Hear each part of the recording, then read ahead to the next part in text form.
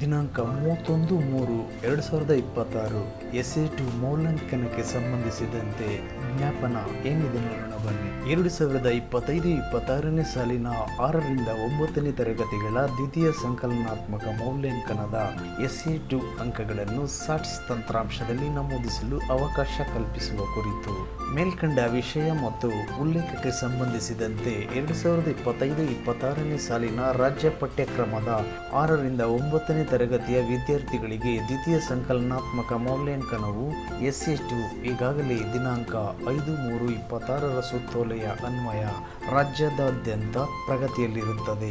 ವಿದ್ಯಾರ್ಥಿಗಳ ಕಲಿಕಾ ಪ್ರಗತಿಯನ್ನು ವೈಜ್ಞಾನಿಕವಾಗಿ ವಿಶ್ಲೇಷಿಸಲು ಮತ್ತು ಫಲಿತಾಂಶವನ್ನು ಸಮುದಾಯದತ್ತ ಶಾಲೆ ಕಾರ್ಯಕ್ರಮದಲ್ಲಿ ಪೋಷಕರೊಂದಿಗೆ ಹಂಚಿಕೊಳ್ಳಲು SA2 ಮೌಲ್ಯಾಂಕನದ ಅಂಕಗಳನ್ನು ಕಾಲಮಿತಿಯಲ್ಲಿ ಸಾಟ್ಸ್ನಲ್ಲಿ ಸ್ಟೂಡೆಂಟ್ ಅಚೀವ್ಮೆಂಟ್ ಟ್ರ್ಯಾಕಿಂಗ್ ಸಿಸ್ಟಮ್ ತಂತ್ರಾಂಶದಲ್ಲಿ ದಾಖಲಿಸುವುದು ಅತ್ಯಗತ್ಯವಾಗಿರುತ್ತದೆ. ಪ್ರಸ್ತುತ 6ರಿಂದ 9ನೇ ತರಗತಿಯ ವಿದ್ಯಾರ್ಥಿಗಳಿಗೆ ಗ್ರೇಡ್ಗಳನ್ನು ನಮೂದಿಸಲು ಮಾತ್ರ ಅವಕಾಶವಿದ್ದು, ಉಲ್ಲೇಖ 3 ಮತ್ತು 4ರಂತೆ ಶೈಕ್ಷಣಿಕ ಗುಣಮಟ್ಟದ ಸಮಗ್ರ ವಿಶ್ಲೇಷಣೆಗಾಗಿ ಸಾಟ್ಸ್ ತಂತ್ರಾಂಶದಲ್ಲಿ ಅಂಕಗಳನ್ನು ನಮೂದಿಸಲು ಅನುಕೂಲವಾಗುವಂತೆ ಪ್ರತಿ ವಿಷಯದ ಲಿಖಿತ, ಮೌಖಿಕ ಮತ್ತು ಆಂತರಿಕ ಮೌಲ್ಯಾಂಕನದ ಅಂಕಗಳನ್ನು ಇಂದೀಕರಿಸಲು ಹಾಗೂ ಗ್ರೇಡ್ ಆಟೋ ಜನರೇಟ್ ಆಗುವಂತೆ ಅವಕಾಶ ಕಲ್ಪಿಸಲಾಗಿದೆ.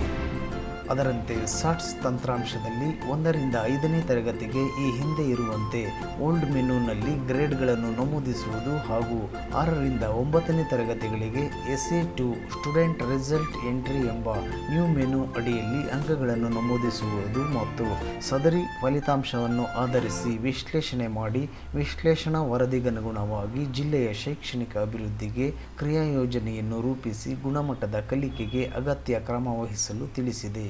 ಆತ್ಮೀಯರೇ, ನೀವು ಕೇಳ್ತಾ ಇದ್ದೀರಾ ಇನ್ಫೋವರ್ಸ್ ಕನ್ನಡ ಯೂಟ್ಯೂಬ್ ಚಾನಲ್. ತಾವಿನ್ನೂ ಈ ಚಾನಲ್ಗೆ ಸಬ್ಸ್ಕ್ರೈಬ್ ಆಗಿಲ್ಲ ಅಂತಂದರೆ ಇವಾಗಲೇ ಸಬ್ಸ್ಕ್ರೈಬ್ ಆಗಿ ಹಾಗೂ ಶೇರ್ ಮಾಡಿ ಮತ್ತು ಲೈಕ್ ಮಾಡಿ. ಧನ್ಯವಾದಗಳು. ಮತ್ತೆ ಸಿಗೋಣ ಮುಂದಿನ ವಿಡಿಯೋದಲ್ಲಿ.